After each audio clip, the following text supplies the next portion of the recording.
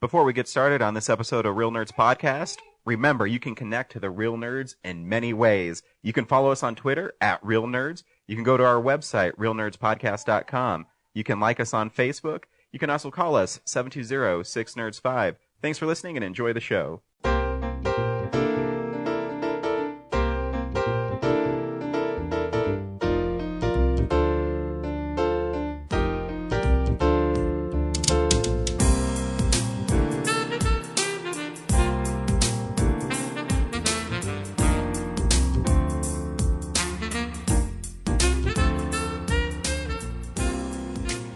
Welcome to Real Nerds Podcast, unofficially the official podcast at Denver Comic Con 2016. Log on to denvercomiccon.com to buy your tickets right now because they're selling out fast. I haven't seen anything yet for the Stan Lee VIP, but I'm sure that will be up very soon. Oh, yeah, it's coming. Because it'll sell out fast, as always.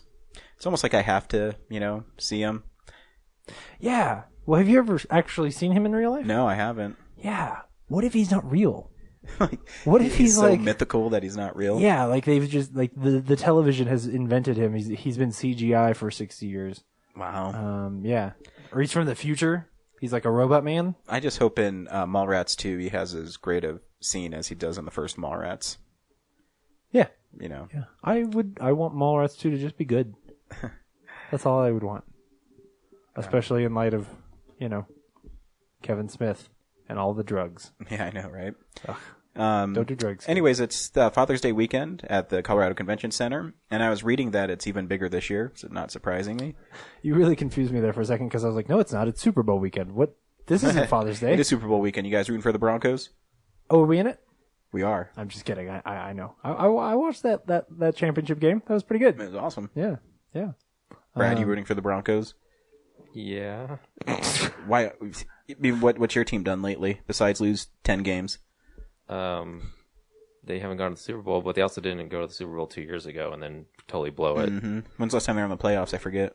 Who's 2006? 2008, actually. Was when it they 2008? leapfrogged the Patriots with See, why can't they do that? Actually, Chad Pennington at the helm. I do have the Dolphins to thank for beating the Patriots on the final week of this regular season. So the Patriots had to come to Denver and get That's right. their butts kicked. Show respect. Which team is your team? The Crest Hill Cougars? Yep, the Zephyrs. The Zephyrs. No, the Dolphins. Oh. But I don't know. I'm in a place right now where I hate the NFL. But anyway. Why do you hate the NFL? Because a lot of the players are assholes, or even the personnel and stuff. And then they new? they use our tax dollars to fund the stadiums and then kick us out. You got kicked out? Were you drunk? Stadium? What? You got kicked out of a stadium? No, but in general, it's it's that whole it's that whole attitude of you're so lucky to beat this game, but it's like, dude, we paid for the stadium. It's kind of our structure, isn't it? Brad, how old are you? Like 60 years old? You sound like my grandpa. Get off my lawn. I hate the NFL. I love it. I can't wait for the Broncos to win. So I like watching games, but yeah, at the same time, it's just all the scandals and stuff. Just I'm so I'm over it. As a kid, you're like, it's all about sportsmanship and winning and. It was never about sportsmanship. It's always been about making rising money. above. And it's funny if you watch the opening to basketball when they talk about sports. Like, wow, it's kind of true. Yeah, it's completely true. It is. It's pretty funny. Brian, who are we? We're the Real Nerds Podcast. Every week we go see a new movie and we podcast our experience of the world. This week we were supposed to see 2 movies. We did, but James is between the 6 possible movies that the 3 of us could have seen, we have seen 3 of them. Yeah. I decided instead of going to see a second movie last night, my wife and I both had the night off, so we went and had dinner together. I think that is more than fair. I think you should have gone to see Hateful Eight, but that's just me. But fuck off. What a horrible movie. Actually, the 2 of you, well, no, don't waste your time. No, don't waste her time. No. I'm just going to wait till it's on Blu-ray by now, because it's going to come out, in like a month or on Blu-ray, probably. Yeah. If anything, you should have gone to see Star Wars together. Yeah, I wish. Yeah. I need to go again. I know, me too. We should go before it loses all its theaters. Well, I'm shit out of luck. I think it's going to lose most of them to Deadpool next week. Oh, maybe. Still at the Alamo. It'll probably still be $1 theaters. I ain't going to dollar. I had a horrible experience just going to see Pride and Prejudice and Zombies at an AMC today.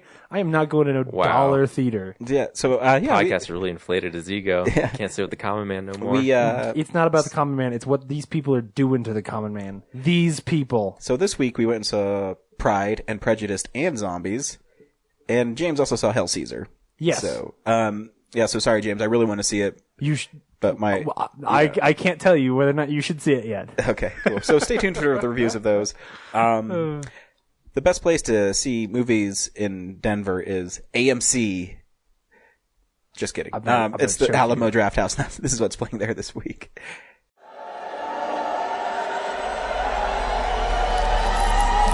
Hi, Tim League here, founder of Alamo Drafthouse, and I'm here to tell you about the next title in our Drafthouse Recommend series. The movie is called The Witch.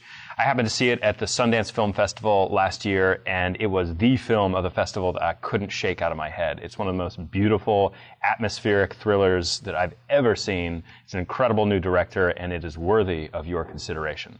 The BBS story continues, and that's this week. It's kind of technically next week. It's the Last Picture Show, which is on the 15th. Miyazaki, they're doing a whole month celebrating his films. Dude, the trailer for that is just beautiful. Tomorrow, if you don't want to watch a Super Bowl, it's My Neighbor Totoro. Cool. The 18th is Spirited Away. Cool.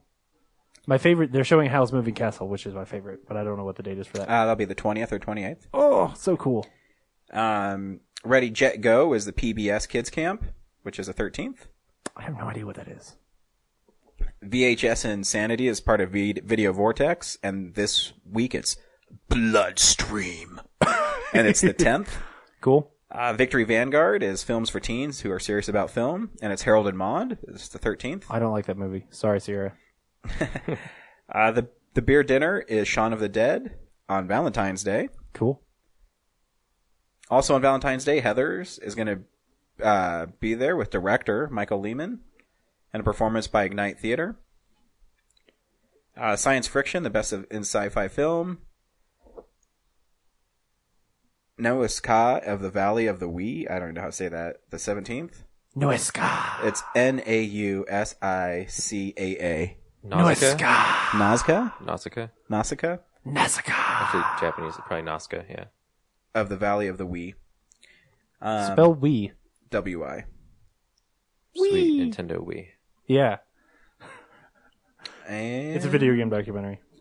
And that's what's playing this week at the Alamo Draft. Oh, you could also see The Science of the Lambs on the 13th. Meet the Applegates. Michael Lehman is also the director of that. He'll be presenting that as well. Cool. Yeah, that's what's this week at the Alamo Drafthouse. So I saw Pride and Prejudice and Zombies at the AMC today, and before the trailer for the what's it called? How to be single.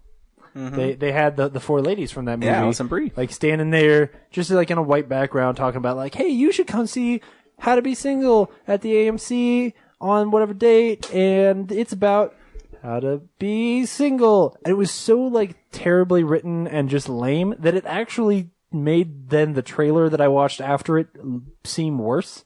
Like the thing that they added to say like, hey, see this at AMC made me want to see the movie less. Yeah. And then yesterday, so I went and saw Hail Caesar with my parents at the Alamo, and they played the Red Band trailer to Neighbors 2. Nice. Which sorry, Mom, diligently tried not to laugh at while sitting next to my mom. And then they played the Green Band version of Nice Guys. And I was like, really? Because when I saw the Red Band come up, I got so excited. And then it was Neighbors 2. Didn't Steve tell us why they don't show the Nice Guys Red Band there? Oh, I don't think so. I think he did, actually. Maybe. Well, you were at the AMC. No, for Hail Caesar, I was at the Alamo. But AMC shows Red Bands. I've seen the Nice Guys Red Band there like 3 times. I have, yeah. I've seen the Nice Guys Red Band at AMC. Yeah, I'm not sure why they haven't done it. Maybe they just don't have a copy of it that they can show. So maybe. What time of day was it? 10:20 last night. Yeah. I mean, they were able to get away with the Neighbors 2 trailer, which I think is way worse. Like that one's got, of course, Nice Guys has actual nudity. This just had like wet T-shirts, you know. Nice. But I love the name of it, The Rise of the Sorority. I think that's funny. Really? Yeah, I think it's funny. Like, I think the subtitle's funny. Okay. I actually kind of am looking forward to it just because I really like the first one. You know, like I was talking about last week, like the action scene at the end of the first one is like that fight scene is so good and smart. Like when he throws the can at him, goes, "I'm Batman." It's so fucking good. I love Rose Byrne in that movie. Yeah. Actually, I love Rose Byrne. I'll just come out and say it. Yeah. There's another English actress that I totally fell in love with this week again. Oh, this week I've been in love with her for years, man. I know. Abby. Anyway, Whatever, Cinderella. So we also talk about movies we've been watching. Oh, hey. Blu-rays are coming out. What? Can I do the Midnights at the Mayan? Or Esquire? no. It hasn't been the Mayan in like 10 years. Oh, look at him cringe. Just do it, Brad. I mean, I'm not going to stop you. Whatever. Yeah, no, it's fine. No, I don't want to do it. I No, read me. Read me. feel like I'm alone on this podcast. You are.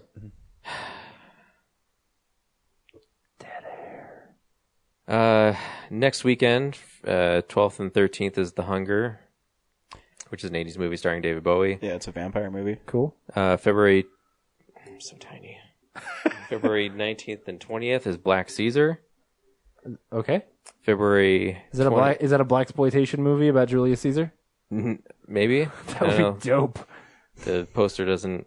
It just looks 70s-ish. I It's don't like know. Julius Doesn't tell me Caesar, anything. only Julius Caesar is in charge of some kind of like drug cartel, and he gets overthrown by Brutus and his minions. Maybe it's just a black guy eating a Caesar salad. Why do you give a bring drugs? Maybe it's not about black guys at all. Maybe it's just like, maybe Caesar is a monkey and he's got black Whoa. hair. Whoa. Whoa, no, James, like- you had to beat that out. Like from Planet of the Apes. Oh, okay. Oh, Nice save. Sorry, I didn't even. I'm so not racist that I thought you all were gonna follow me to my Planet of the Apes reference, Nope. and not to a very very racist comment about. That was the black most people. racist thing ever said on this Wow, podcast. man. Wow. Well, I'm sorry. You need to go outside for like I'm not a racist. couple minutes and collect yourself. Go out into the white snow and collect yourself. I like black people. I can't make this better. No. Let's move on. What else is going on? Anyway, on Friday, the February 26th, the all-white cast of The Room. They'll be showing The Room again, so you can watch that. All right. Oh my god. That's where Right? yeah. not wrong. I've Yeah, seen I'm her not in wrong. there a couple times. Yeah. And what I'm excited about is March 4th and 5th, Galaxy Quest. Oh, cool. Yeah, so I'll be seeing that. Then March 11th and 12th, The Secret of Kells, which is like a foreign animation movie. Okay. And then I think March. that's, isn't that I think it's an English one, because I think it's made by the guys who made Song of the Sea. Yeah. It's just supposed to be really good. Song of the Sea is great. Have you watched it yet? No, I haven't. Yeah. I was Oh. going to watch League of Extraordinary Gentlemen this week, but I decided not to. Yeah, I have a feeling that between the two of us, I have a better film that you let me than you yeah. have of mine. I mean, League of Extraordinary Gentlemen, not the worst comic book movie No, I of all saw time. Spawn last week. Right, I know. When you started this thing, you were like convinced that I was wrong, but We'll see. just saying. And then finally, March 18th and 19th, Blade Runner: The Final Cut is back. So Nice. Cool. that's all at the Esquire, not the Alamo Draft House. Just FYI. It's in the Casey, artsy stop paying fartsy attention. section of Denver Film. Yeah. It's so easy to derail you, Brad. Why can't you just power through when I say little quips Do they bring you food at the Esquire? No, do you have I- to get it yourself. Do I have to get there early enough to get my seat? At the midnights, no, because there's plenty of seats. Oh, okay. I will good. say the popcorn at the Esquire is really good. it is. It is. And they also let you use the flavored shakes for free. oh like yeah, that. right.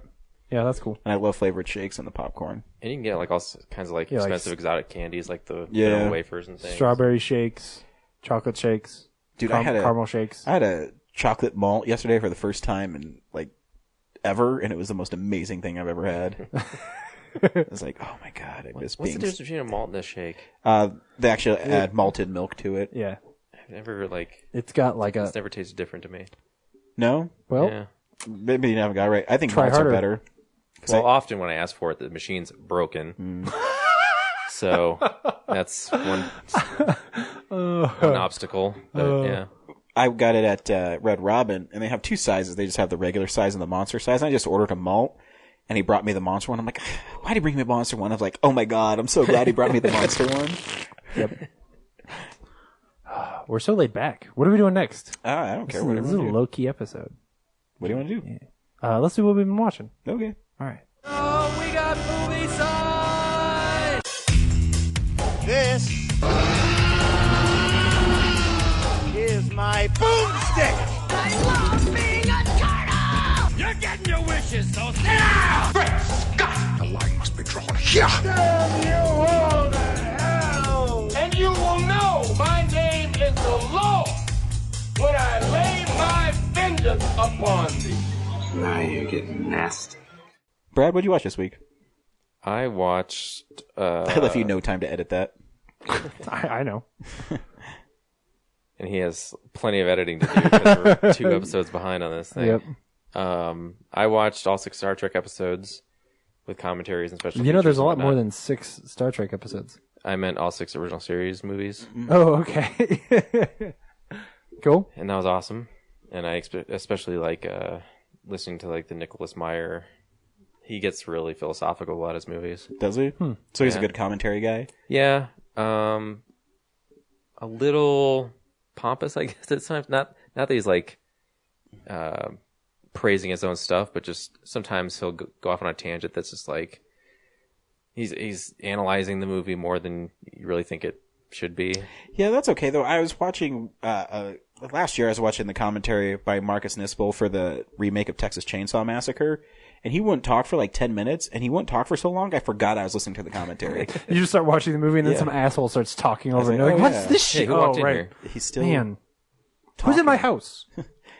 Yeah, but most of the movies have 2 tracks. Like one's either the director or it's just like Alex Kurtzman and Roberto. Or, like they really mixed up. Like Oh yeah, it's awesome. there's Nimoy and Shatner on one track. There's like 6 people for another one, or like it's like the Akutas, like writers for Star Trek, like not even people who are involved with those movies. It's just fans. Uh, They do that on Tarantino movies. yeah, so it's cool just to listen to all this stuff. And Nicholas Meyer, despite what I said, like is a fantastic, tremendous insight in like how to be someone who's not in love with the material, but becomes in love with the material as he's doing it. Like they hired him and he didn't understand Star Trek at all before. Interesting. Yeah, so from an outsider's perspective on Star Trek, and you know he brought that whole military style to it. Right. When Cool. Roddenberry didn't want that, but Yeah. obviously it helped Star Trek grow into a movie franchise because Right. the first movie was so based on the show. Yeah. Yeah, so I watched that. We're gonna end up talking about this whole series later in the show as well. Just as a foreshadow. There's something else. There's some news this week. Or Okay. not news. You're freaking me out. What's going on? Nothing big. And then I watched the last season of Mad Men, Cool. and Is it good? I haven't watched the last season yet. it wrapped up okay. It's consistent with Okay. the rest of the. I felt like the last 2 or 3 seasons was kind of meandering, Yeah. and so it just kind of meanders to the end. Like stuff just kind of resolves. And then it just sort of ends. Wow, it Yeah, sounds like it's- every episode of Mad Men. Yeah. I mean, I wouldn't disagree there, but like, I really liked Mad Men for a while, and I just sort of fell off. And so I'm curious whether or not there's something there that like, oh, yeah, I gotta go back and see it.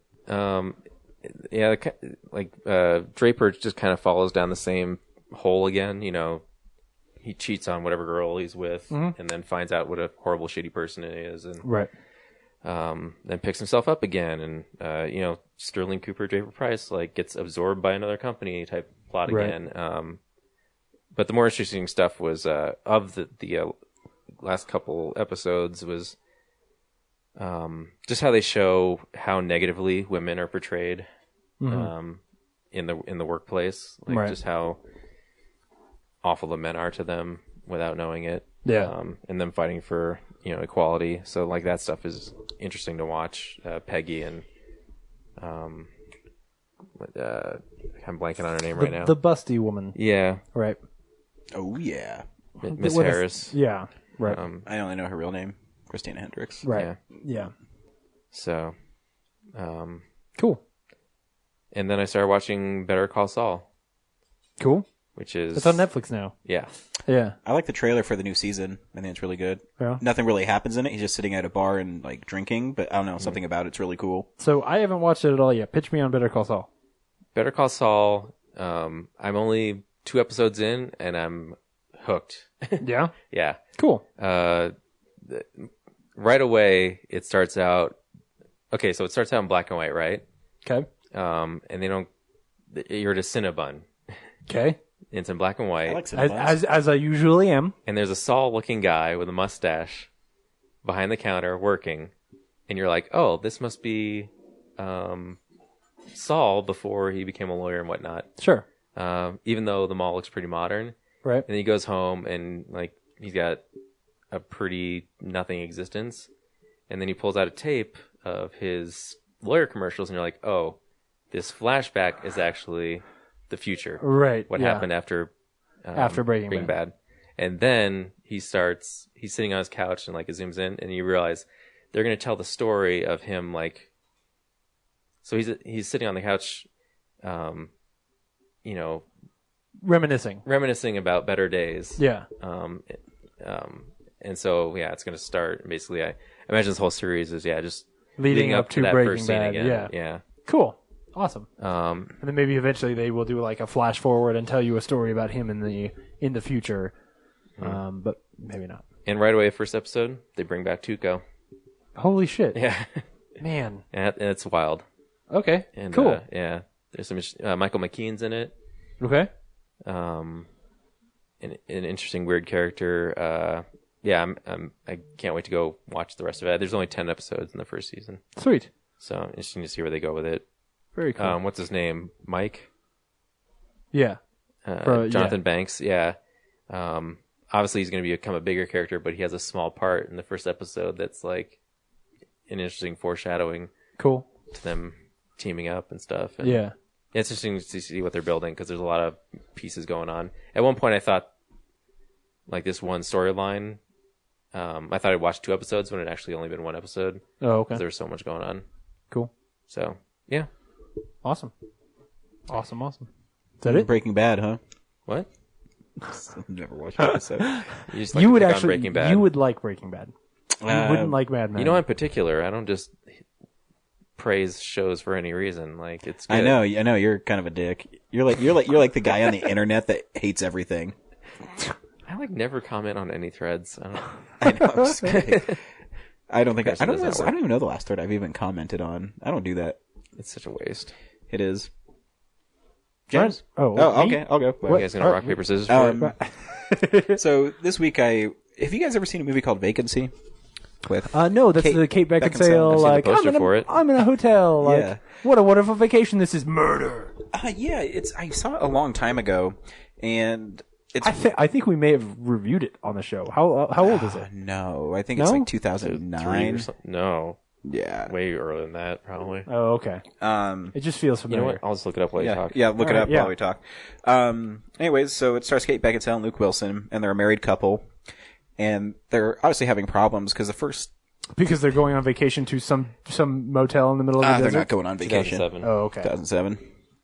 And so they're driving and they're having marital problems, and I didn't know this. The director of it, I can't remember his name. The Hatchet guy? Are you on there right now? I'll go back. Hang on. No, he's I know of him. I can't believe I can't remember his name right now. He's done a couple horror films. Anyways, they're driving in the first Nimrod Antal. Yeah. Oh, yeah. He did Predators and The Hills Have Eyes. I knew it was a guy I knew. Yeah, and anyways, so the first 15 minutes are them just driving and arguing. Yeah. And do you ever watch a movie again? I mean, I haven't seen it since it's in theaters, but you watch it and you realize that the director is super smart, and you didn't realize how smart he was until you've appreciated film more. Right. So anyways, you don't know at the beginning, but why they're having problems is Kate Beckinsale's character was in an accident that killed their son. Okay. And so she's kind of distant from him. Sure. And so every shot of Luke Wilson is he's looking forward, and you see the road, and every shot of Kate Beckinsale is always in the rear view. So she's always looking in the past. And I'm like, wow, that's pretty smart. Like, he's trying to go forward and she's stuck in the past. And she wants a divorce because she can't get past the accident that they had with their kid. So that's cool. So yeah, they get lost. And Ethan Embry is this guy who works at a gas station, and he tells them, oh, you guys are like way far off. And so they drive away and their car breaks down more, and they stay at this hotel. And while they're there, they see that the hotel is the room they're in has a bunch of security cameras, and they're making snuff films there where people show up and kill them. And I don't remember. No wonder why there's a vacancy. Yeah. And the movie's like 84 minutes long, so it's wow. really quick. And it's actually really good. And I don't remember it being that good, but it's super tight, and like there's not a lot of time for whatever happens. And it's not like over the top violent at all. It's more of them trying to figure out how to escape this room. And the characters are really good in it. Kate Beckinsale, Luke Wilson are really good. Cool. You know, it's really small picture for, I mean, the actors, because it just lets them kind of do their thing. And, yeah, I was actually impressed with it. And like I said, you know, I saw that opening scene. I'm like, oh wow, that's like super smart what he did. So is it better or worse than Identity? It's better. Okay. I just think of it because it is also a like, hey, Yeah. here's like a roadside motel. Yeah, my problem with modern horror movie. Do you remember Identity? Oh yeah, I like Identity. Yeah, I do. It's, I you like know. it, but it's one of those things where its twist is stupid to me, so it kind of ruins Right. the rest of the movie. Yeah. You know what I mean? This movie doesn't have a It's twist. one where like if you think about it, you're like, okay, I guess that's fun, but at the same time, you're like, yeah, but it also means that nothing mattered. You know? Yeah. And, you know, I remember seeing this movie with my friend Brandon, and we always laughed at this one line that Luke Wilson said, and him and Kate Beckinsale are arguing, and she said something about, you know, why'd you go off the road? And his line is, well, I just wanted to see how big of a bitch you were going to be. I'm like, yeah, that's funny. I also watched a bunch of episodes of the Dick Van Dyke Show. I try to fall asleep, and I was like, I'll just put on some Dick Van Dyke. And the first one I put in was Coast to Coast Big Mouth, where Laura Petrie reveals that Alan Brady is bald on a game show, and it's really, really funny. And so I stayed up watching like 6 episodes. All great. Cool. I also watched the 1943 version of Phantom of the Opera, which is kind of... That's the horror version. Right? I wouldn't say it's horror, actually. But there's no music. There is. So the 43 version is lumped together with the Universal Monsters like Golden Age. The Universal Monsters one is really the one I'm thinking of. Yeah. So okay. so they have the 1925 version, which is silent, which is supposedly, I haven't seen it. I'm always tempted to get it at Tradesmart. It's like $24, but it has like 4 versions of the movie on the Blu-ray. I'm like, that might be worth it, because, you know, everyone says how great. I mean, everyone knows the reveal of the monster in that, where he gets the mask off and he's like, you know, it's like the most iconic reveal of a monster in horror film, I'm pretty sure, history. And this one, Claude Rains plays the Phantom, and I love Claude Rains. I think he's amazing as the Invisible Man. And this one is kind of goofy. There's a lot of opera in it. Cool. The movie looks amazing. I mean, it's shot in Technicolor. Awesome. And, I mean, obviously, because it's from 43, it's not, you know, widescreen, but the director did a really good job of getting the colors right, and the operas are actually pretty amazing in it. And it kind of plays, more of like a tragic romance than like a horror film, which I think most Phantom movies should probably. Yes. I mean, yes, that is what that movie is. Yeah. And there's also this, it's actually really funny. There's, like a lieutenant for the Paris police department and the baritone are in love with the understudy of the opera house. Right. And so there's like this really zany slapstick comedy in between where she is too important for them. And so at the end of the film, they're both in there, and, you know, they're vying for her affection the whole film. And I forget which one says, all right now you have to decide who to pick. Either go to dinner with me, or you're going to leave with the baritone guy. And all the fans are outside her door, like, wanting to talk to her and stuff. And so she just goes out there and starts accepting their stuff. And they both look at each other like, oh, you want to go get some dinner? Like, yeah. And then they try to leave the door at the same time, and they get stuck. It's really funny. So really tonally weird at that point, though, for a horror film. Yeah. You just reminded me of 21, 22 Jump Street, which I watched this week also. Nice.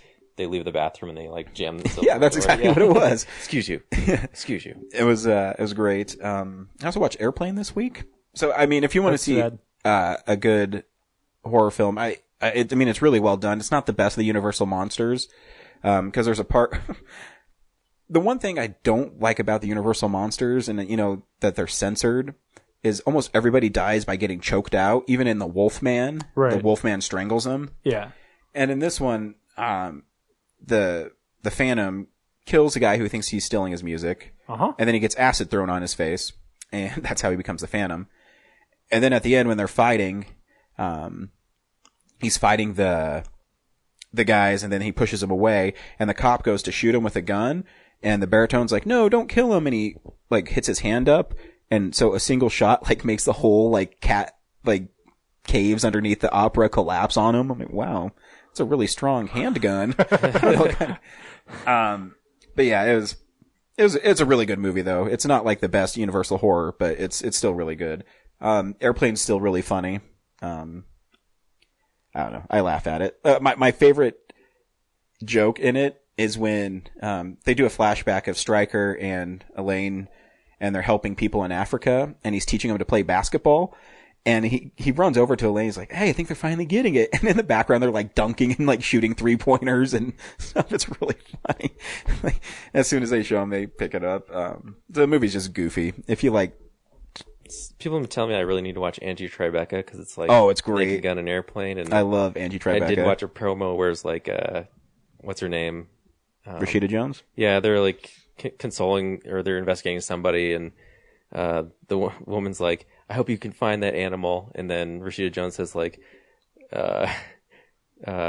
"Okay, but I think it was a human being that did it," or something. Yeah, that's so stupid. There's this one opening, I think it's the very first episode, where there's this 90-year-old woman.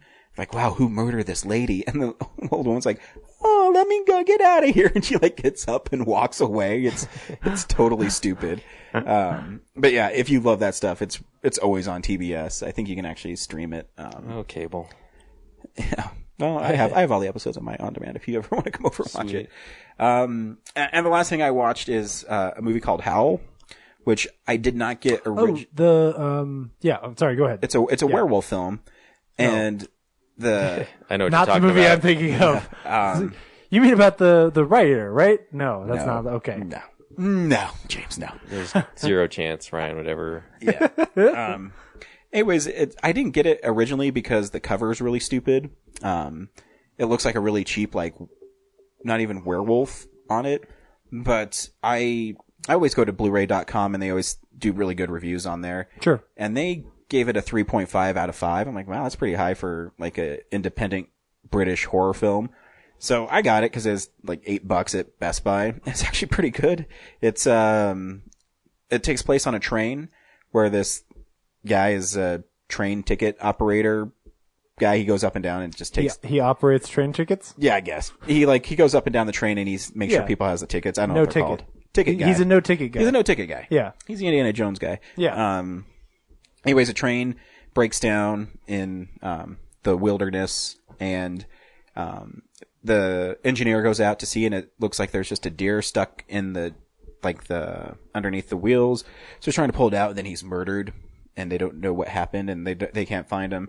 And it turns out there's like this werewolf picking people off in the train. So it's pretty cool. Cool. It's really claustrophobic. It takes a long time to get going. Is the guy always a wolf, or does he change back and forth? No, he starts off as a wolf. Oh, okay. So I wasn't sure if the train is going into a cave, so there's no full moon, so the guy turns back into a man, and he sneaks around. No, it's pretty cool. The train breaks down in like on the edge of these woods, and you just hear howling, and he shows up and he kills a conductor or engineer. And then the wolf attacks him again and bites an old lady who obviously starts turning into a werewolf. But yeah, what's cool about it is because it takes place on a train and they can't get out. It's really claustrophobic. Yeah. And it's a really slow build to it. It's not, over the top right away. The monsters look pretty good for the most part.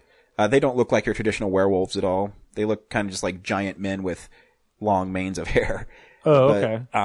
But it looks like they're just some kind of Sasquatch? Yeah, they just look like deformed people, really. Oh, okay. And it looks really good. The only bad part is they have more werewolves show up, and there's some bad CGI. Oh, okay. But I look past it because it's maybe a minute long, and the rest of the effects look pretty good. Because the rest of them are practical. I don't know why I guess because they're showing the werewolves move and how they had their legs. I don't know, whatever. Well, and if you have a lot of them, maybe you can't build enough. Probably because they didn't have enough money. Right. But yeah, I mean, it's acted really well. It's shot very well. I think these guys will have a future. So, if you look for a werewolf movie, check out Howl. Cool. And, that's what I watched. James, what'd you watch? So just a couple of things. Oh yeah, these are. Sorry, I wanted to see what these werewolves look like, and they're weird looking. Mm-hmm. They don't look like werewolves really. Cool. Yeah, like deformed people. Yeah, weird. Very it's like werewolves and The Hills Have Eyes. Yeah, together. Cool. So just a couple quick things. I finished season 5 of Downton Abbey because I'd gotten behind, and season 6 was coming. Isn't season 6 the last one? Yes. So if you're watching it on PBS, no more biscuits and tea. Fuck off. So if you're watching it on PBS, you won't get to finish the show watches for PBS. People who watch Downton Abbey. Okay. So that's the only thing it's good for. And old people who want to see their stories. And Sesame Street, right? No, it's on it's moving HBO to now. HBO. That's weird. Right. Yeah. What world do we live in? So kids have to pay to watch Sesame Street now? Yep. That's fucked up. Right. Welcome to America, man. So you know why it happened? It's because you're not giving enough money to PBS. Yep. And So no thanks from the financial support of viewers like you. Right. Exactly. Yeah. And because for the record, Downton Abbey doesn't really cost them anything.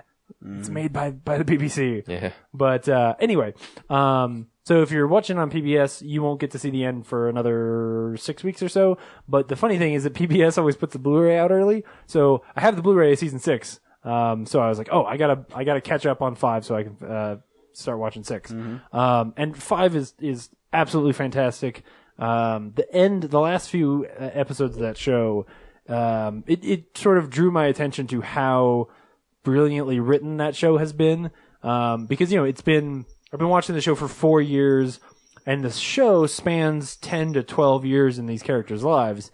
So you've watched not just all this stuff happen. You've watched actual society change over, World War II and all of these other things going on inside, as sort of the technology and the culture pushes itself forward. And man, there is this tiny little subplot about the father of the family that just absolutely wrecked me. It was so well written. They took a thing that had been a plot for a while in the show that was sort of a secret and had him just sort of figure it out on his own and not even make it a big deal. And the way that Julian Fellows wrote that sequence was it was such a light touch that it just reminded you holy shit, these characters are drastically different than they were 5 seasons ago. And it just made me really excited to see the end of that show and to, put this thing to bed and be like, oh man, this has been one of the best things about television for the last 10 years. It's really a brilliant show. And if you're not watching Downton Abbey, I just don't know what the fuck you're doing with your life. Seriously. I was watching it. It's better than Breaking Bad. It is. It is a better written show. And yeah, it gets a little melodramatic from time to time, but all the different things that show is addressing, man, it is so smartly written. You go in to see Pride and Prejudice and Zombies today, and I'm like, yeah, this makes me want to go watch some more Downton Abbey. I'm sorry, what were you talking about? I dropped off after the third season. I know. Well, you're wrong. Season 5 has been just brilliant. And so I'm looking forward to finishing that show up. And then I figure, let's see, what else? I watched Out Cold, which I haven't seen in a very long time. That movie is not great. No, it's horrible. It's one of those movies I liked when I was in high school, and I watched it, right. A few years ago. I'm like, this sucks dick. Right? Yeah. I was just like, oh, okay. Rick's got it on his server. So it was just a night where I was going to sleep, and I was like, sure, well, whatever. And yeah, it's okay. There's some funny parts in there, but there's also long sequences that are just hey, surfboarding's cool, guys. And then they just surfboard for 5 minutes. Surfboarding? Well, whatever. Snowboarding? What's go. it called? Okay. It's the one that's cold, right? Yep. Yeah. It's the same thing, but it's colder. Yeah. So I figured I'd just go ahead and talk about Hail Caesar then, since okay. I'm the only one who saw it. So I got a chance to go see Hail Caesar last night. And the movie is fantastic, and I absolutely loved it. And there are a couple of things, unfortunately, that I can't talk about because they're pretty major spoilers. But there's a couple of moments. Future? What? No. Yeah, well, it has to do with the future, yes. When you eventually find out who the future is and what the actual story going on in Hail Caesar is, it's brilliant. Like that moment, like they don't come out and say it, but it is this, you know, they're kind of hiding all of it from you for a while, and then suddenly there's this big reveal, and you realize this whole story, or this whole plot is like a giant satire on McCarthyism and all this, like all the dark stuff about the golden age of Hollywood. But a lot of the entertainment from the movie is really just a love letter to that era of Hollywood. This is a movie that has a synchronized swimming sequence in it, like a full synchronized swimming sequence, like you used to get in those films, where it's just like, I don't know why this is here. It doesn't actually progress the plot at all. Yes, it sort of introduces Scarlett Johansson's character, but do I need 3 minutes of synchronized swimming? No. Is it cool to watch? Yeah. And that's the worst of them. The truth is, Channing Tatum's musical sequence and tap dancing sequence are a highlight of the film for sure. And I was telling Brad before we started the show that if you go back to the episode right around Christmas when I watched White Christmas, and I said, like, man, you never get like these kind of studio pictures anymore where there's just, hey, here's just some fun songs and here's a fun dance sequence, right? Like, you never just get to watch, you know, Danny Kaye and that awkwardly thin woman just dance on like a set that you know is a fake set, but I don't care because it's just impressive to watch them dance. This movie's got that kind of stuff. Like, it feels like it's filmed in an old studio. Very cool. Right? The actual plot itself is really funny. There's a lot of little sequences and little things just thrown in that are like funny little gags. The plot is, I would say, elusive. I don't want to say it's confusing, but they don't just come out and tell you what's going on. There's a lot of different threads going on at one time, and they don't hold your hand during any of it. So you're just sort of sitting there like, what is going on and why is this happening and why am I supposed to care about this and who is this guy? Like, but as the movie goes on, like it sort of trains you early on to not care about the plot and to just have fun with these sequences as they happen. And then near the end, things start tying together and you go, oh, okay. I do love when George Clooney plays an idiot. Oh, you don't realize how stupid he is. Awesome. Like, until you go, oh shit, he's really dumb. Like, he's super dumb. At one point, he tells a story about Danny Kaye asking him to shave his back, and you're just like, what the fuck is wrong with this guy? This is not a movie that most people are gonna get. Like, most people are gonna start this movie and go like, this is frustrating and weird. I don't know why I'm supposed to like this. But if you don't stick it out, and if you don't, I mean, I'll be honest, if you don't have some appreciation for that style of filmmaking and what they're paying homage to, you're gonna not enjoy some of this movie. For me, there's a lot of little references and stuff like that were really cool. Mm-hmm. And if you don't have that point of reference, I just feel like it's going to be a little lost on you. But for anybody who, I mean, for us and for most people who would listen to us, if you've ever seen Casablanca and you're the kind of person who would sit down and watch Casablanca, you're going to watch this movie and you're like, oh, this is fun. This is cool. You know, if you've ever watched an old musical like Guys and Dolls or something like that, you're going to be like, I can really appreciate this. Because it's the kind of content that you just don't get to see anymore. And you will probably not get to see anything like this for a long time. Sweet. I mean, who tap dances in a movie? It's just crazy. And there's a lot of stuff that's in there. Jerry and Fred Astaire. I don't know. Right.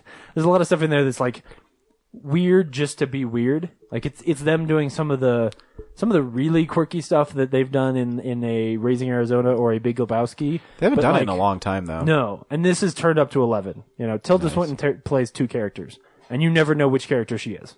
Nice. Like if Tilda Swinton's there, you're like, I don't know what's going on. I just am confused, and I hope I can keep up. Nice. yeah, it's pretty cool. And at the core of it, I'm excited to see it again. Like, I don't know if I'll see it in theaters again, but I'll definitely buy it. Because I actually think that there's a core story here about Josh Brolin and what he's going through and some of the decisions he's trying to make that is probably more profound than I was able to comprehend this first time. And there's a guy, I forget the actor's name, but he plays like the cowboy kid. Every scene he's in is comedy gold. Nice. And there's a sequence where he and Ralph Fiennes plays a director named Lawrence Lawrence. And Lawrence Lawrence is trying to get him to be in like a very upscale drama movie. But he's the cowboy kid's got like this very thick drawl, and is not a very intelligent person.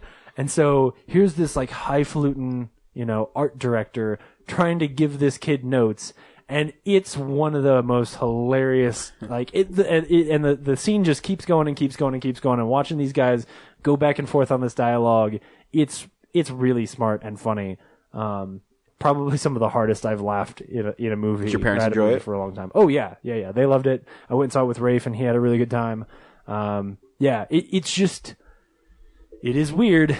It's right. It's got a level of satire there that I think is just it's a little impenetrable at first, and then once you get into it, you're like, oh, I see what you're doing. And the moment at the end where you figure out what's actually happening is fucking awesome. Like, nice. I so don't want to spoil it for you, and I'm really excited for you to see it because.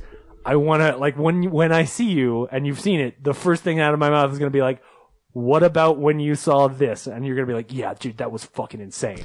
Like, I was not expecting that. I had no idea what was going on, and then bam. It's really cool. Sweet. It's definitely worth seeing. So. Sweet. I think that's it. I've watched some other stuff, but yeah, that's all that matters. Cool. What's coming out on Blu-ray? Ignition sequence start. Whoa, DVDs.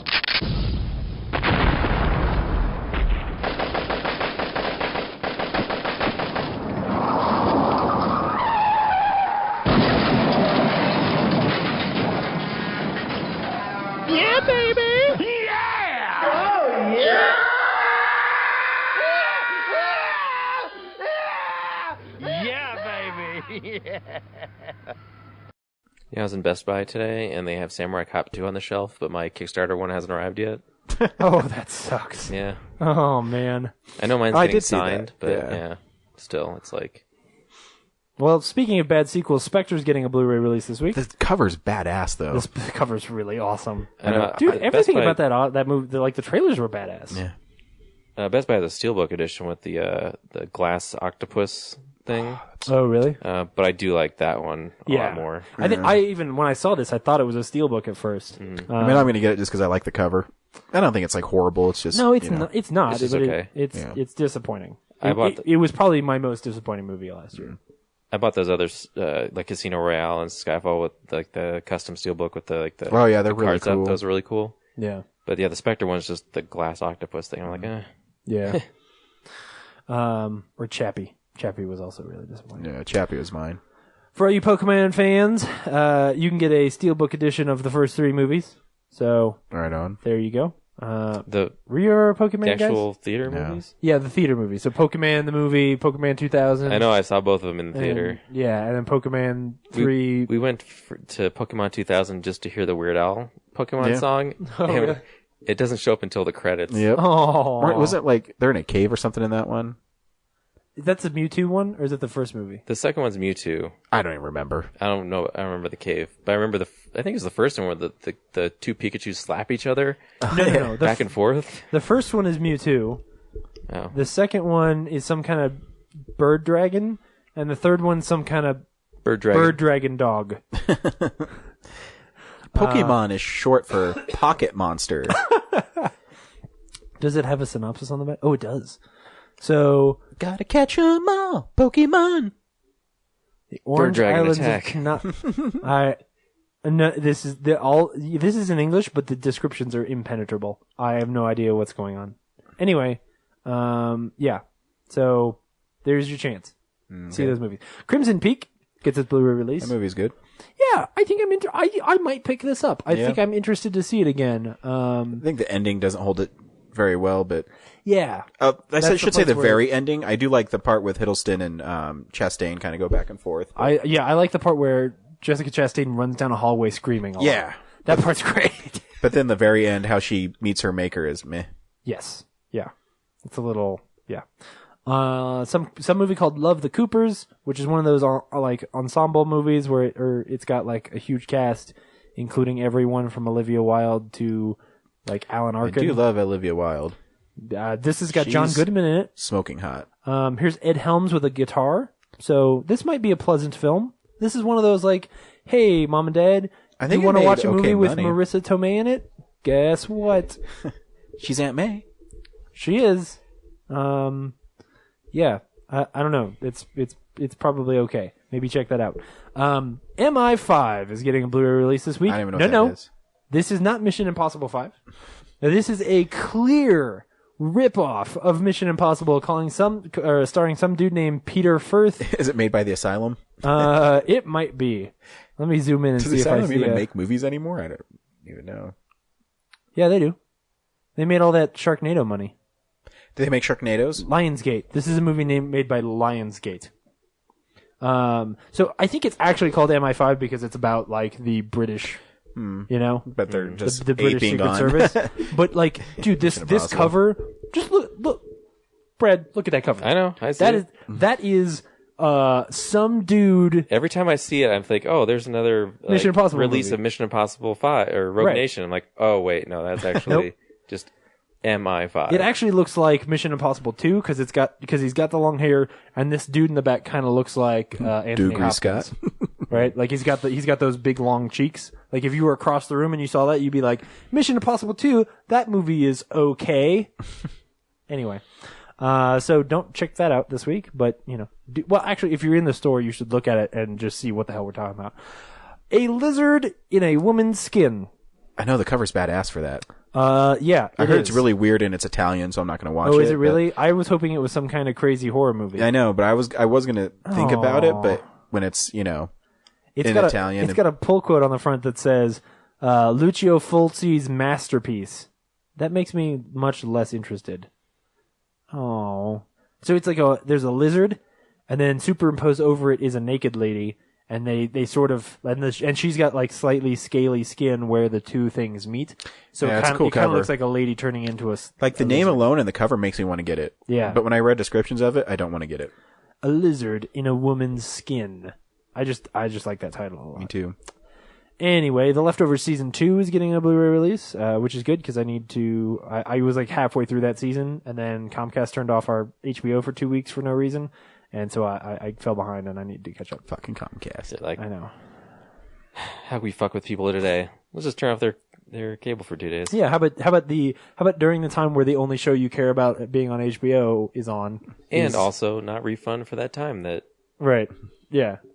And then when you call us and complain, we're just going to drop your price a little bit and give it back to you. And yeah. Anyway, Comcast, you suck.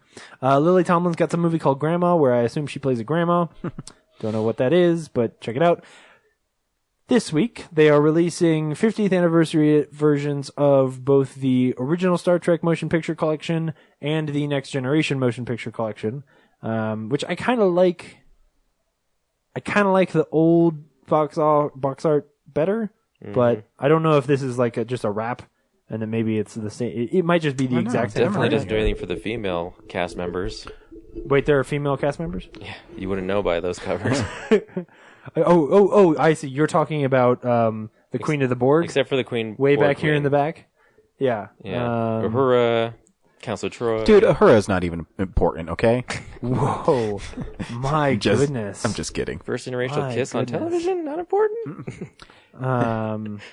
Anyway, so if you want to purchase those Blu-rays again, then now You could have moderated her panel, Brad, and you pussed out. That's true. A Mighty Wind is getting a Blu-ray release this week, which I don't think it's had about one farts. before. What? No, Really? oh, you the No, worst. it's about folk music. Wait, have you never seen A Mighty Wind? I saw I saw it at the theater and then like had to leave. Oh, okay. in the middle of it. He's like, I need to see something better. I know. I love it. Was pretty boring when I was watching it. Oh, come on. I love A Mighty Wind. You do? Of course. Color me shocked. It's maybe my favorite Christopher Guest film. That's a good one. Yeah. I mean, I definitely like it.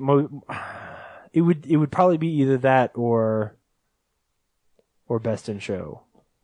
Because I like Spinal Tap, but I definitely like A Mighty Wind more. And I remember people kept on trying to get me to watch Waiting for Guffman, and I thought it was all right. I don't care for Waiting for Guffman. Well, no, I actually, For Your Consideration is my least favorite because that's the one that's not a mockumentary. Mm-hmm. But yeah, anyway. Freaks of Nature, which has got to be either an Arrow release or something. Mm-hmm. No, it's not. It's a It's new a modern comedy. Oh, wow. Yeah. It looks like one of those almost caught it in horror the theater. But oh, wow. All right. It was a very short release. It's got like a bunch of modern comedy people. Get Out, Undead or Alive. I think it's in the same vein as The Final Girls, but oh, okay, cool. Well, then maybe I'll check that out. More 80s, I guess. Yeah, now that I realize that it's not, just a... Oh, yeah, because it's got Patton Oswalt in it. Mm-hmm. And Dennis Leary. Okay. Oh, you want to know why you see this movie? I'll tell you why you should see this fucking movie. It's got Mackenzie Davis from... *Halt and Catch Fire*. *Halt and Catch Fire*, yeah. That's awesome. Oh, Joan Cusack. Joan Cusack, yeah. Bob Odenkirk, yeah. Cool. Oh, I love All right. Bob Odenkirk. I totally want to check that out now. All right. I just clicked on it because I thought it was one of those movies. The Southerner is getting a Blu-ray re-release from Kino. So if you want to go back and watch some old Western-y movies. Hangman. I don't know if this is an old horror movie either. I think it's a new one. It's a found footage, so I will not be watching it. Okay. Yeah. Whatever. And I think that's it. Hey, what's happening in the movie world? We call this real news. In other news, the Prime Minister of Sweden visited Washington today, and my tiny little nipples went to France. I want you to get up right now and go to the window, open it, and stick your head out and yell. I do the cha-cha like a sissy girl. Oh, it's the ghost of Stonewall Jackson! Everyone, it's the ghost of Stonewall Jackson! I do the cha-cha.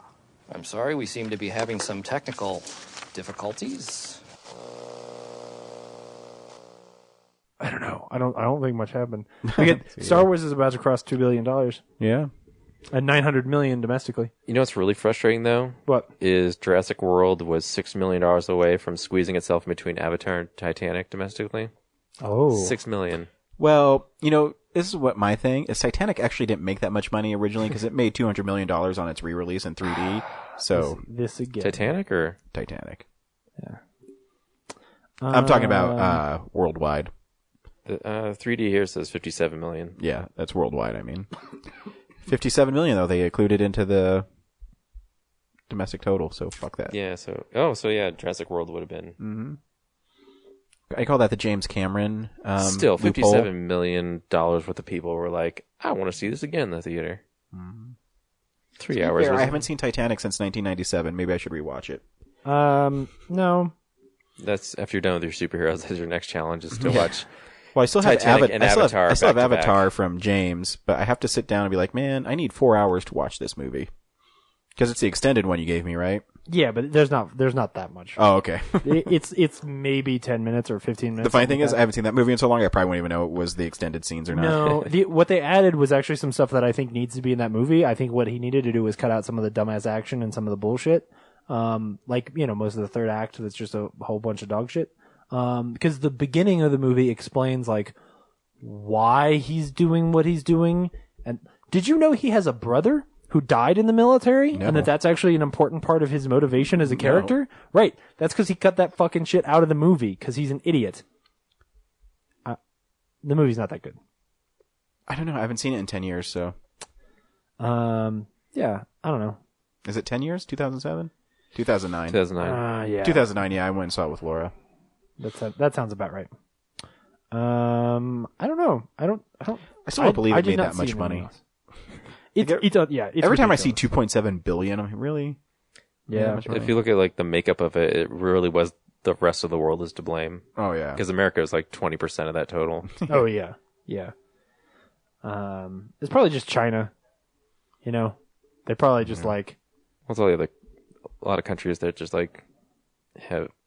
They'll just watch whatever. I hate imperialism. It was whatever came bullshit we put out at the right time when 3D was like really new. Yeah, and it really captured what 3D was. Yeah, and they treated it like an event. Yeah, that's when like China was making 3D porn movies and shit. Like, yeah, that was a crazy time.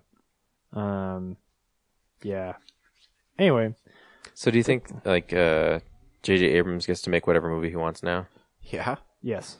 It's like I'd like to make. I mean, I think he gets to make whatever movie he wanted before that, but now he's probably on like at least Christopher Nolan level of. Yeah. I want to make another Super 8. Oh, yeah. How about that? Hey, if he goes into a studio and says, "Hey, we're gonna completely fund this dude who used to run a podcast movie, and we're gonna put the name Cloverfield on it, and I don't give a shit what you want," like that movie gets made.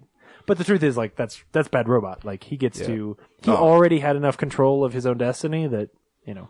I know every time I see 10 Cloverfield Lane, I really want to see that movie. Yeah, that trailer's awesome. Man. I got nothing. Okay.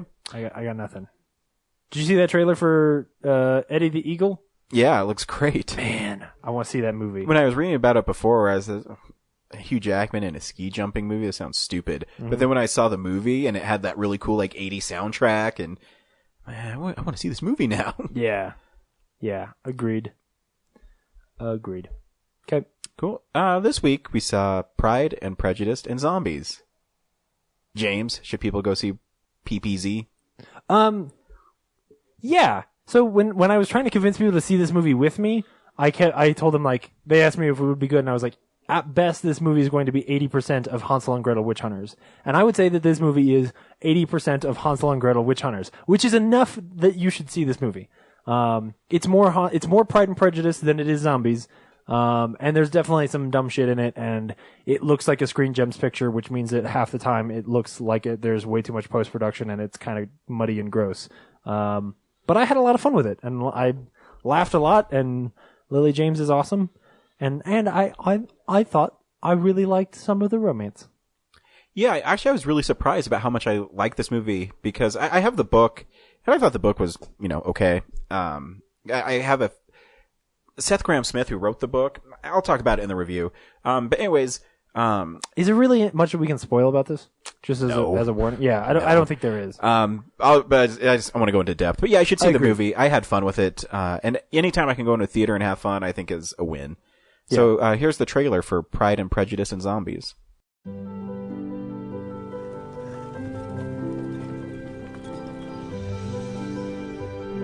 To succeed in polite society, a young woman must be many things.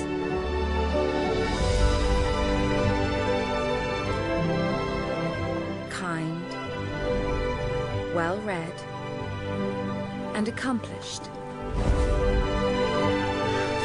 But to survive in the world as we know it,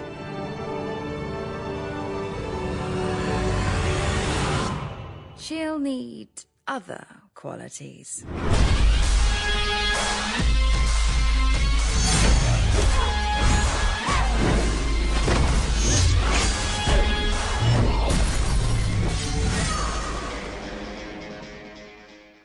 This movie really suffers from like being a movie I don't know how you market. Yeah, it does big time. And can I tell you that I'm totally falling in love with Lily James? No, because I saw her in Cinderella. And remember, you told me to see it. I was like, I'm not seeing Cinderella. That's for pansies and women.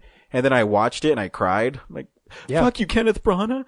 And, she's fantastic there. She's fantastic. She's here. amazing in this movie. Yep. Because she has the right balance of. Here's the thing that's hard with this movie: is you're taking Pride and Prejudice, which is so well known, and you're basically just putting zombies in it. Yeah, I mean, it really is like... It really is. The main story is the same, except that every now and then zombies break into their house and they have to fight them for a minute. Yeah, and sometimes in the dialogue, like the dialogue's got a little twist on it. It's tweaked. Like, one of my favorite lines is when she's fighting a bunch of the zombies and the guys have been talking about which girls they really like. Mm-hmm. And it's the same dialogue, and then all of a sudden he says, And I like how muscular her arms are, or her arms are just muscular enough, and yet not unfeminine. Yeah. And you're like, it's stuff like that they just throw in, you know. Yeah, because I mean, the period piece, like the costumes are really great. I think the film shot really well.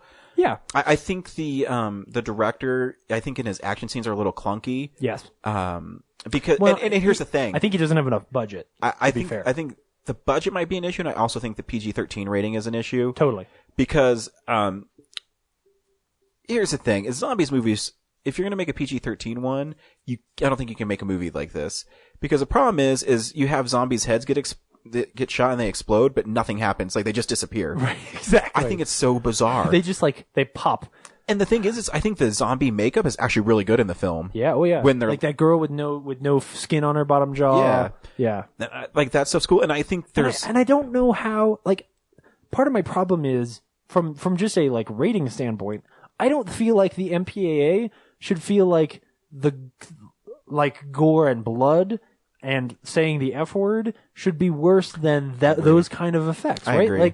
That stuff's scary. Like the woman with the dead baby. The dead baby, yeah. It's way more terrifying. Oh, I agree. The content needs to be rated more than the you said fuck twice. Well, I think that's, sometimes I think that's why the ratings are stupid anyways, because you take a movie like Sinister, and it's rated R, right. But if you actually watch Sinister, there's really not that much violence in it. Right. It's rated R for sheer terror. Right. Because it's scary, and it's a movie you should not show anybody young. Right. And I think this movie is enough fun where you can show it to 11, what do you call them? 11-teen-year-olds? 11-teen-year-olds? Yeah. But what's really fun about the movie is, it's even kind of in the trailer, is I think, I love the opening scene with Darcy where he goes to the card game. Yes. And he opens up the carrion flies. Yes. And you see the zombie, and I love the POV where he cuts the zombie's head with the glass. Yeah. And then he stomps it with his foot. I think looks really cool. Yes. There's moments and that whole sequence is just really well written, directed sequence, right? Like the tension there, just the idea of him keeping a little a little vial full of carrion flies. And then I love how it comes back later on where Elizabeth is catching him, like, the Karate Kid. Yeah. Oh man, that was good. And what's cool about this movie too is, they take basically verbatim from the book. The sisters are talking about marrying rich men while they're fighting and trying to, hone their skills to fight zombies. I think is really clever. Where they're breaking down the house and stuff. Yeah. While the sisters are fighting. Right. And then even when Mr. Darcy proposes to Elizabeth and they have that huge fight, I think's really cool. And that's a great scene. It really is. It's a well-written little scene. It's really romantic, and I was really rooting for the two of them in a dumb horror movie. Yeah. Because the way that those guys portray the struggle that those guys go through, where she thinks he's this way and he overhears these things and does these things for these reasons, all the same stuff that makes Pride and Prejudice a really interesting movie or story, where you're like, oh man, there's all these twists and turns, and it's got this sort of level of melodrama to it. That's all still here, and so you still have these moments where you really want them to figure it out, and then while they're fighting, they're just literally punching each other and cutting each other's clothes off, and it's great. I also want to. Matt Smith is amazing in the movie. Oh my goodness, he plays He's so that fun. pansy guy so well. Oh yeah, where he's talking about how great of a dancer he is. And at the end, when everybody's getting married at the end and he's officiating, and he's just like, go ahead and kiss Mr. Darcy. I mean, your husband's. Yeah, it's awesome. Where I think this movie suffers is actually from the source material. Seth Grahame-Smith. I've read most of his books because I think his mashups are fun. Yeah. The first book I read of his was obviously, I think Pride and Prejudice and Zombies came out a while ago. Yeah. Maybe 10 years ago. What was the one after that? Was Abraham Lincoln Vampire Hunter. Oh, he did those two? Yeah. And wasn't there one that was there was a squid monsters, sea monsters, can't remember. There was one that's Pride and Prejudice and Zombies, but it's War and Peace and Sea Monsters. Oh, okay. That's not him. All right, never mind. But his concepts lose their steam at the end. Oh. I think this movie was pretty good. Yeah. And I love that, the reason the dead stay in check is if they don't eat human brains, it doesn't make them crazy. Right. Which is really interesting. It is. And so, the St. Lazarus Church, and you always knew that I can't remember his name, the British officer. Oh yeah, like the triangle, love triangle. I can't remember his name. I mean, I knew he's a bad guy. Yeah, you knew he's going to be a zombie, but so Darcy feeds them a bunch of human brains, and it makes the zombies go crazy. Awesome, which is awesome. But when him and Elizabeth and Lilith get out, sister, yeah. Lilith, right? Lilith? I think so, yeah. Yeah. So, Darcy and the guy are fighting in the middle of all this zombie hordes, and the zombies don't attack Darcy. I think so he's, like, weak. Mm-hmm. And, so I think the concept kind of loses it. Well, and that action sequence in general is not very good. No, but like, I mean, that's one of the places where I felt like it looks very composited. Yeah, I agree. They did a bunch of color correction, so it looks muddy and weird. And, too, where I think the ratings play into effect, where Elizabeth goes downstairs at the party at the ball, and and you can't see anything. Oh yeah. So it seems like they in post are like, oh, we can't show this, so it's going to make it really dark. Yeah, both those sequences are actually they suffer a lot because it's too dark. And I'm hoping that there's a unrated Blu-ray where they lighten it up and show you what's going on there. Yeah, that would be cool. I mean, I don't know. But yeah, so again with his works, they always suffer. I think in the third act. Yeah. I don't think it really detracts from the movie. I still think it's fun. And I still love the performance where she thinks Mr. Darcy is dead. Yeah. And she's telling him, and Lily James is a great actress. So I was like, man, this is pretty good. Yeah. And but it suffers, where it suffers there is that because the action stuff is so kind of disappointing, the whole movie rests on the shoulders of it being Pride and Prejudice. Yeah. So you love it because they did it, because the acting is good, because the writing is good, and then the action stuff is so poor that honestly, when it happens, you're just kind of like, hey, can we get to the wedding and the kissing and stuff? Because like that's the dope part of this movie, and the rest of this stuff is kind of like, and that's on par with like Van Helsing. And it kind of gets clunky too, where oh, you're just unconscious. Really? She's pretty sure he's dead. This is weird. Yeah. Like is she surprised that he survived? Like, walks into the room? Like, why isn't there a scene where like, he's in a nurse's office and she's like, she's trying to stay away so that it's not obvious that she loves him, but like at this, because she's trying to figure out how she's trying to navigate these waters without him being There could awake. be these scenes. Maybe it's just they edited it because. Maybe, but the movie's an hour and a half long or something like that. I think it's an hour and 45 minutes. Is it? Oh, okay. But I do like give me 2 more minutes of romance. Come on. I do think the tag scene is actually kind of creepy. It's cool. Where, because I want to see that battle. I do too. Where after the wedding, there's a bunch of zombies. To I think it looks great. And I think the movie is actually better than I thought it was going to be. Yeah. Especially for a movie that was dumped in February. Well, and I think it's just a movie that they didn't have any, a lot of the comedy comes from that juxtaposition of this like horrible dialogue or of this awesome dialogue and this this society atmosphere, and then like, oh, and there's also zombies, and the fact that they don't say undead or Walking Dead, or they say zombie, which sounds so bizarre coming out of characters' mouths. It does. So like, but you notice too, the beginning credits were like Hansel and Gretel. Yes. Oh yeah. I think the opening credits are really great. Yeah.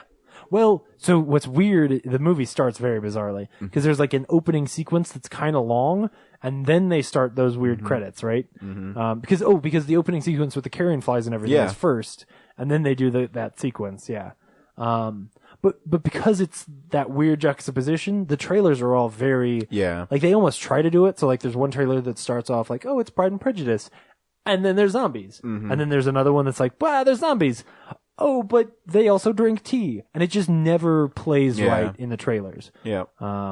Which I think is why most people are probably going to skip this movie, because they're going to look at it and go like, this is another one of those fucking Van Helsing piece of shit. Yeah. Like, this is just like another that. one of those Scream Gens pieces of shit. Exactly, right. They're going to be like, oh, this is another Hansel and Gretel witch hunter, some stupid idea like that. And they don't realize that it's actually really good. Yeah, it's a pretty good movie. I was pleasantly surprised. Agreed. So next week we're seeing Deadpool. Yeah. And possibly Zoolander 2. I don't want to I don't want to overpromise again this week. Actually, I was going to talk to you about that just because is the schedule rough the week after? It might be it might be the week after the week after next. No, because the week after there's actually a movie I want to see the next week. Hold on. Well, I mean, fact checking always. You can see Zoolander 2. I was thinking we make it an episode later in the schedule. Hold on. Oh, well, we could also see How to Be Single. Because that's coming out. And Where to Invade Next. You know I'm going to want to see that. Yeah. So the week after is Race and Risen. Did you see the trailer for Risen? Oh, I did. Witch. I really want to see The Witch. Oh, The Witch is the week because after. it was just endorsed by the Satanic Temple of February New York. 26th. Are you kidding me? No. Eddie the Eagle, Gods of Egypt, or 999. Oh, we're seeing Eddie the Eagle. Yeah. Yeah. And I want to see Gods of Egypt because it looks so bad. Really? What happened to Alex Proyas? I don't know. Like, talk about directors who had such great starts and have gone so, like, just steadily downhill. You know? Maybe we'll be surprised and Gods of Egypt is amazing. That movie looks like complete dog shit. It does. That movie looks like Immortals. We've been doing this for 5-6 years now. Has that ever happened? No. Yes, Hansel and Gretel Witch Hunters. Yeah. Yeah, it has totally happened. Mm-hmm. If not, I'd say Pride and Prejudice and Zombies. It came out better than I thought it was going to be. Absolutely. I would say that if not for whatever the last piece of shit that Alex Proyas made, was it Knowing? No, there's something since Knowing. Anyway, I want to trust Alex Proyas as a creative person more than Will Ferrell at the time that Hansel and Gretel Witch Hunters came out. So, like, what I'm saying is, I had less hope for Hansel and Gretel Witch Hunters than I should this movie. So theoretically, yes, it has happened before. Yes. But this movie is going to be complete dog shit. It probably will be. Oh yeah, totally. It looks like Immortals. Yeah. Remember Immortals? Yeah, I do. Man, what a horrible movie. I remember Immortals was cool though with the whip though, where you'd like whip people and they'd go into like pieces. Yes, right. There was that something that movie? like yes. So yeah, this week Deadpool, Zoolander 2. The next week The Witch. Then Eddie the Eagle. And maybe Gods of Egypt. And London Has Fallen. Yeah, and then the summer starts with London Has Fallen in the first week of March. Yep. In the traditional Marvel first Marvel movie of the year slot. When is the first Marvel movie of the year? It's Civil War. It's May. Maybe we should move Zoolander 2 the same week as The Witch, though, because like, I'm trying to make a title for that. It's just going to be The Bitch, so. Oh, man. Oh, dude, and then 10 Cloverfield Lane is March 11th? That comes up so quick. Oh, next week is definitely Deadpool Lander. Oh. Did you see the billboards for Deadpool? They have so many different marketing things. So there's a skull and a crossbones, a picture of poo. Yeah. It's funny. Oh, guys. All right. So you both have between now and March 18th to see both of the Divergent films. Because the only movie coming out that week is Allegiant. Oh, we're seeing something else. Are you forcing? Man. Are you going to force me to see that? Like I made you see Hunger Games? You know, the other one that week is Miracles from Heaven. So there you go, Ryan. You can either see a super Christian movie, or you and I can go see Allegiant. You could play my card, and you could just go see Allegiant without seeing the first ones, and see if it's any good at all. Yep. You know that because there's no Hunger Games movie this year. If we have to scratch that itch, and I'm telling you, better than Hunger Games. Mm-hmm. Better than Hunger We'll Games. see. You don't know? I don't know. I said we'll see because I don't know. I don't know. We could always do Film Explosion 87. I own Divergent. I can bring you a copy You of should Divergent. definitely let me borrow it because I'm not going to spend money to watch it. No, I agree. And then the next week is Batman vs. Superman: Dawn of Justice. I love these posters. This is the coolest thing to come out of Batman vs. Superman is these like Oh, the paper tear. Yeah, they're like torn paper pop art looking posters. I dig them. It's the best piece of marketing about this whole movie. Everything else looks like complete dog shit. They're supposed to release a specific Batman and separate Superman trailers soon here. Oh, really? Oh, yeah, that's pretty awesome. Yeah, that like cool? if you're on Batman, it's gonna be like a Batman-centered trailer and then a separate Superman-centered trailer. So No one's going to see the Superman one? Right, yeah, like... Jesse. Jesse likes Superman. He's the only person I know who likes Superman. Yeah, he's actually skeptical on this movie. Is he? He's like, yeah, they showed way too much. I'm like, well, it may be because they're... Maybe there's another supervillain crammed in there. Yeah, we'll see. There's a Should Ninja still be Turtles fun. Super Bowl trailer. That There I'm, like, is, so you got to watch the Super Bowl. That's right. You've got to watch 4 hours of football so that you can watch 2 minutes of Ninja Turtles. That's right. For a movie you don't want to see. Just watch it and go Broncos. Beginning, huh? Go Broncos. Yeah. They need all the help they can get. No, they'll be fine. Yeah, you think so? Yeah, I do. When 2 years ago they had that like the number one offense ever, and this year they're limping along with Peyton Manning. And they also have the best defense by far. Yeah, but then there's the Carolina Panthers who are like almost unstoppable. Only one team beat them.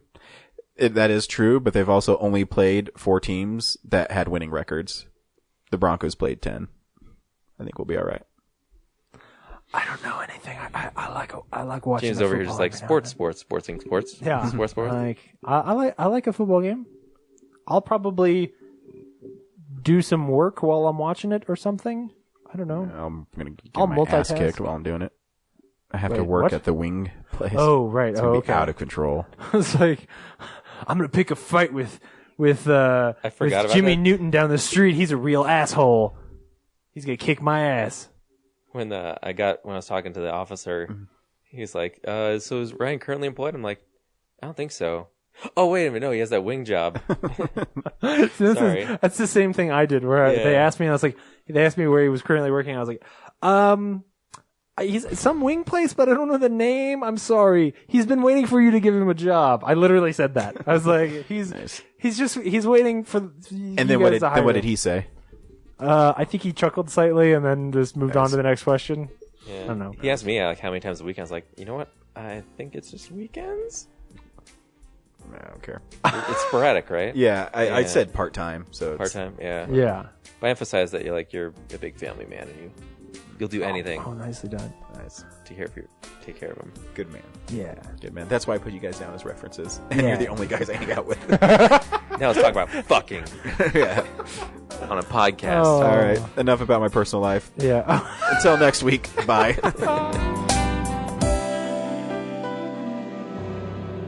Visit our website, realnerdspodcast.com. You can tweet us at real_nerds. You can email us even, realnerds@gmail.com. Like us on Facebook. Hey, stream us on Stitcher. You want to call us? 720-6nerds5. And download us on iTunes. Just search Real Nerds. Thank you, Joe Kempter, for the wonderful voiceover. And also Spark Mandrill for the wonderful late-night jazz smooth sounds of movies.